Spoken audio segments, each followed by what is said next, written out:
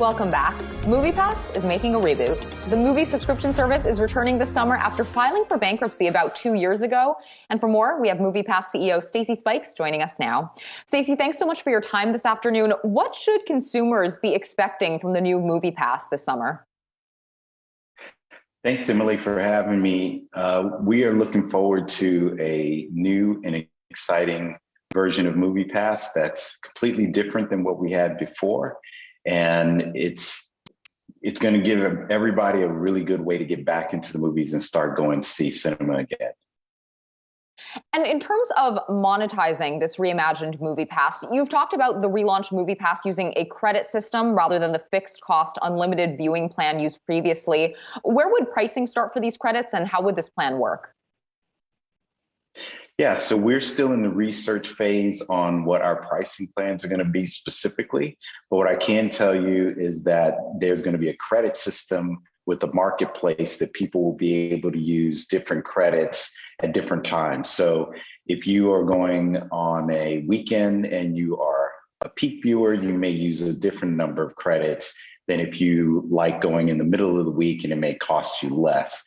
And we heard feedback from the theaters that have said they wanted to be the ability to market to customers and set themselves apart.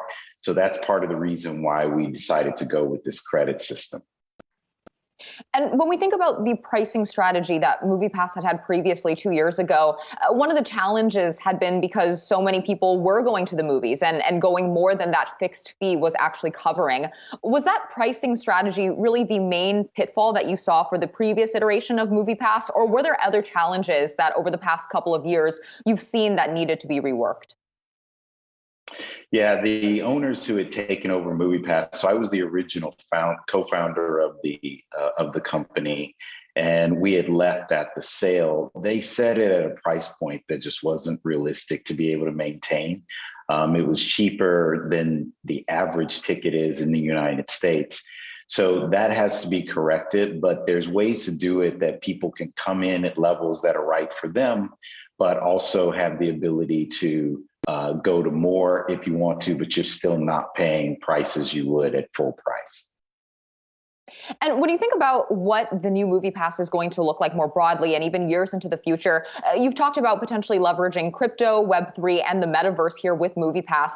Can you talk a little bit more about your plans for this and actually incorporating some of these ideas into the business? Yeah, so one of the things that we've noticed with NFTs and some of the things that are emerging there, they're really tied to collectibles and memorable events that you're experiencing, like whether you go to a concert or you go to a special movie. We think that there's a marketplace for that. We do think that there's, a tie-in to the live event, which movie going is still the number one out-of-home entertainment in the world. And so there are ties that we think that we can be able to make a robust end-to-end cinematic marketplace using a lot of the Web3 technologies that are coming online. Crypto specifically, I don't think we have things that are that tight and that specific in relation to that, but we do think using credits, make them transferable, make them shareable among people are things that you can use blockchain and be very effective with that. And to that point, just today, Disney's CEO Bob Chapek had appointed an executive to lead Disney's own metaverse strategy.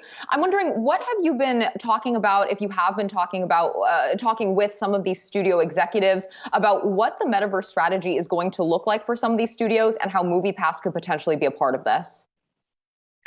Yeah, I mean, they've been keeping their cards pretty close to the vest on metaverse specifically, but in relationship to MoviePass, hands down, all the exhibitors and studios have said, we'd love to see you back in the marketplace and helping drive traffic as we all emerge from the pandemic. So we want to get back in the game. And we saw prior to that really seismic numbers, sometimes even as high as 20% of traffic being driven by MoviePass on Oscar titles and some of the art house and independents.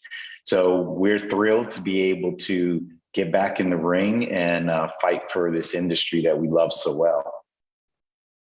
And again, going back to this idea of expanding with crypto and into Web3, do you think legacy movie theaters are prepared for and ready to embrace these changes that MoviePass may be implementing? Yeah, I mean, largely we think that the consumer is the one that needs to be ready to make that leap. But the way that we're building it is we're making it seamless that the exhibitors don't need to do anything. There's no hardware or things that need to happen on their end. We can build a lot of that all on our side that doesn't affect them or make any changes into their POS systems or the payment systems that they need to do today. It wouldn't affect them at all. All right, we'll leave it there for now, and we will continue to track developments as MoviePass relaunches this summer. Stacy Spikes, MoviePass CEO, thank you so much.